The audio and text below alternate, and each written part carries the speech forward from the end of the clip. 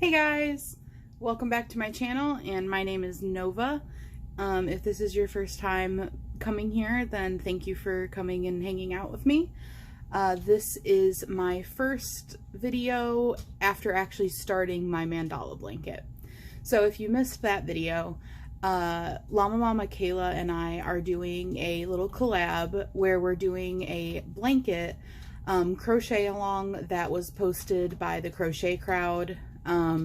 I will link that in the description. And it is a free pattern, so anyone who would like to join is welcome to join. If you want to send me pictures or anything, you can send them to me. My email is in the description. And also you can post them on Instagram. You could, if you make YouTube videos yourself, you can post it in your own YouTube video. And of course you can feel free to comment and like let me know how it's going and what colors you picked and all that kind of stuff.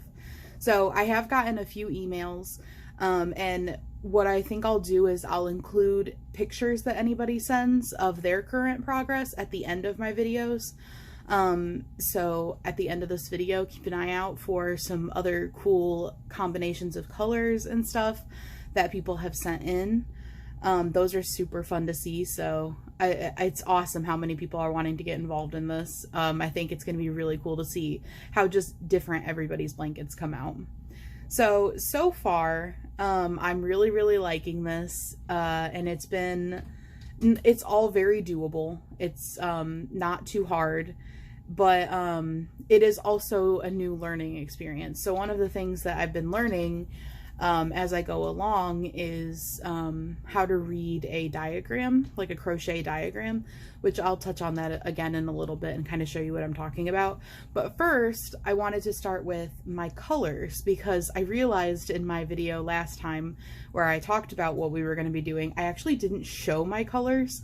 So I have all of my colors here, and if you remember, they have a little spot where you can put what colors you chose. And the reason they do this is because there is a sequential order that you can follow if you choose to. So it'll tell you row 1, use color A, row 2, use color C. Like, it doesn't necessarily go, you know, just like one after the other, A, B, C, D, E, but they worked it up in a way that I guess like the colors should like flow nicely or something with the way the stitches are. I have, for the most part, stuck to that, but I did deviate a little bit because, like I said in my last video, that's the fun of doing your own project, and crocheting is having that creative liberty to just kind of change up what you want and keep what you want. So my first color for A is deep red. Now, just to preface this also, I did not go buy any yarn for this. I used all yarn that I already had in my stash. So they are all worsted weight 4, but they are not the same brand. So this is a deep red by Big Twist, and this is my color for A. My color for B is black. Now you'll notice a couple of these skeins are a little bit floppy, mostly my purple when I get to that, but the black is a little floppy. It is also Big Twist. This is just Big Twist Value yarn, but if I do run out of these certain colors, I'm confident I will have no problem replacing a black yarn. It's just a typical worsted weight black yarn, and I don't think I'm gonna have any problem replacing that. And then for C, I have Pumpkin by Red Heart Super Saver. I love how vibrant this color is. For D, I have Yellow, and this is the Big Crafter's Secret skein, which is like a little floppy from working from the center on some other projects. D is, trying to keep these, I have like parts pulled out already, so I'm like keeping them on top. D is Varsity Green by Big Twist, and you'll notice that these are like super rich colors, which actually looks really cool when it starts working up. blue is my next color for F. I did royal blue. It's just called Royal. And it's, I love this yarn. And then my last color is purple, which I did, this is what I'm talking about, real floppy skein now. This is Mixed Berry by I Love This Yarn. And I have a Hobby Lobby right here close to me, so if I need to replace that purple, it's not going to be a problem to run out and do that. And also, I'm okay with having a little color variation if I actually do have problems with finding the exact shades that I'm using for these. I'm okay with possibly switching to like a different shade of purple or something like that. So I wanted to use what I had. So I have quite the spread here. I can't even pick them all up. I was gonna do like a but yeah, so this is my colors. Okay, and moving on from my color selection, I have my printed out copy of the pattern in front of me, and I was just going to show you what I'm talking about. So here is part of the diagrams. And so I had never done a pattern with a diagram before. I always found this like really intriguing, but like looked like something too difficult for me. But since I have this crochet along and Mikey is breaking it down and explaining everything, and there's also written instructions that go along with it, I'm actually learning how to do this. So that's really cool. I'm actually very excited about that. And then there's also, like I said, written instructions, and he goes along with these as well. And like there's a spot, everything is done in the same size hook, but there's a spot where you switch to a smaller hook, and he's like, hey, let's go in here and write that down so we don't forget. And then like in the second video, he recommended circling the color changes. So I went through and did that too. I was like, that's a good idea. I like things that visually, you know, give me my cues and help me to remember to do things. So like circling the color changes, and if you noticed in that one part of the diagram, I circled a spot. The diagram I just showed. This purple is actually something that we circled, or I circled. I can't remember if he circled it or not, but I did because that was to help understand what this is telling us to do here, because you actually go down like 2 rounds and go over a stitch that's down a couple rounds. But yeah, it's not too hard though. Like this stuff on my own would have been really complicating.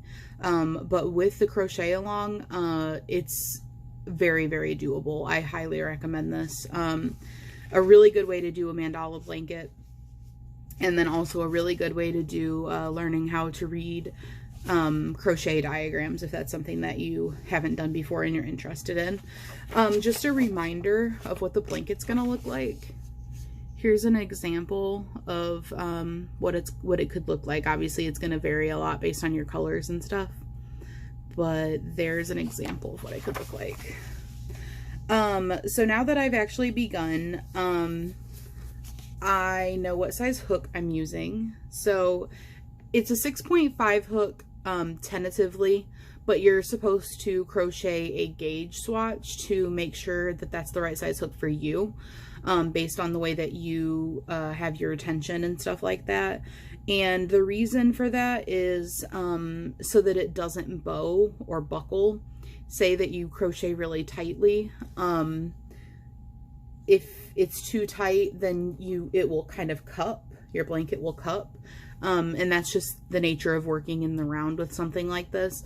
So I didn't really necessarily do a gauge swatch, but what I did was I worked up like the first, I don't remember how many rows it was, like 3 rows or something like that, that he recommended for the gauge swatch. And then I just measured it because it was supposed to be, I think it was like 5 inches across or something, but this is all in his video, the first crochet along video, or actually I think it might be the one before the first, like before the beginning, the one that's like information about it and like doing your gauge swatch. I actually think gauge swatch might even be in the name of it.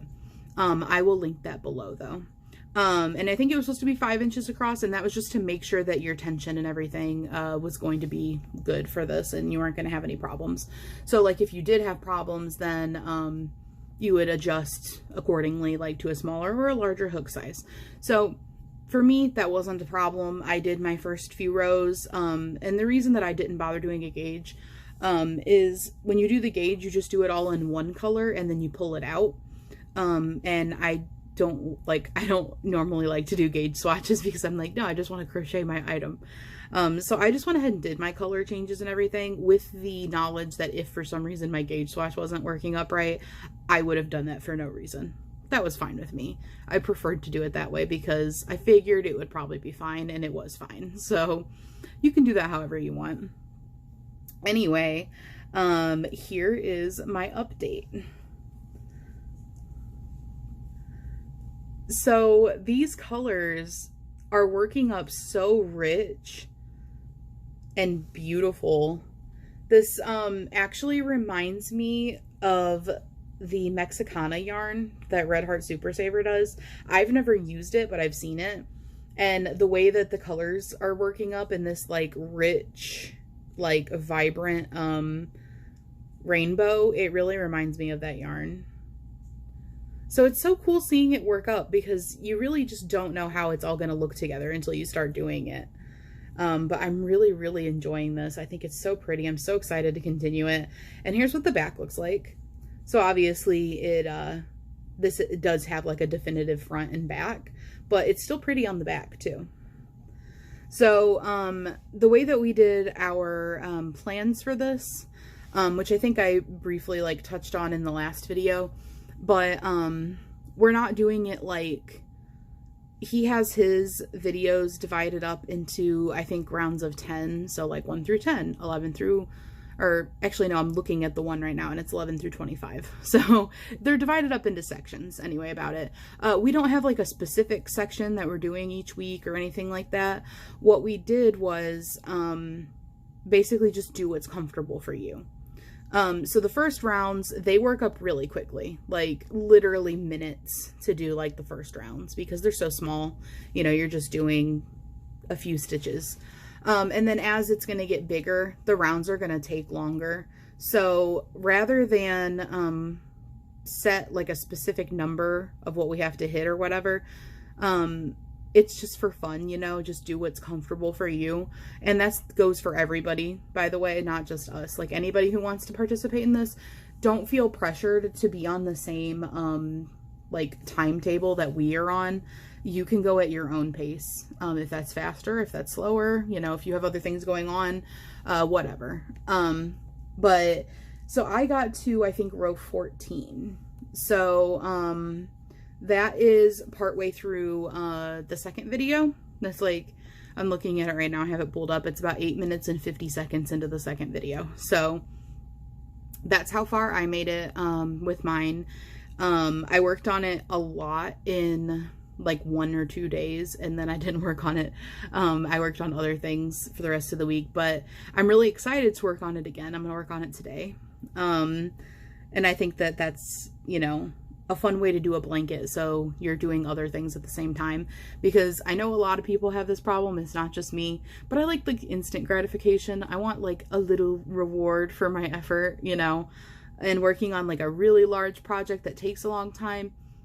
You don't want that to be your only project. Like you want to be able to finish something and be like happy with, you know, your finished item. At least I do. And so like making amigurumi, you can finish your little amigurumi and be like, yeah, like you get that reward feeling of finishing an item. So I think it's nice to have ongoing projects that are longer, and then also have more short-term projects that you can have that excitement of finishing a project. So I'm going to be working on this again today, and we're going to be posting updates on Tuesdays. Today was our second Tuesday update, because last Tuesday we announced that we were doing this and invited everyone to join. But next Tuesday I'll come back on here with another update, and basically we're going to do that until the blanket starts to get so big that the rounds take a long time, and then it might not necessarily be every Tuesday. It'll just depend on, you know, if we feel like we have enough added to make another video. Because obviously as a blanket gets larger, you're gonna spend hours doing one row. But I'm really, really happy with how this worked up so far. So this yellow is actually where I've deviated. Well, this green, blue, and yellow, I deviated a little bit from the pattern, the color pattern. So I believe, this is just off the top of my head, I could be wrong.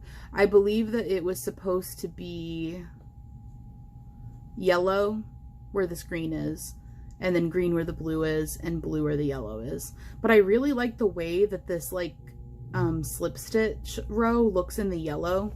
I think it just pops so well, and I don't think that the other colors would have popped so perfectly for that row. But yeah, I'm loving how this is coming out. I'm so excited to see how everyone else's is working up. And I'm excited to see Kayla's update today too. So if you have not already, she should be posting hers today. And if it doesn't get up today for, you know, whatever reason, it'll be up soon. So keep an eye out for her video also. And if you're working on this video with us, or on this blanket with us, drop a comment. Let me know how it's going. What do you think of the pattern? Have you learned new things? Has it been hard, easy? What colors are you using? And feel free to send me a picture if you want. You can include your name, you can include your channel, whatever you'd like me to share. I'll just do first names unless, you know, you specify that you would like your last name said. But it's just for fun. So I'm very excited to see how this is all going to work up. I hope everyone's having a great day, and I'll see you on the next video. Bye!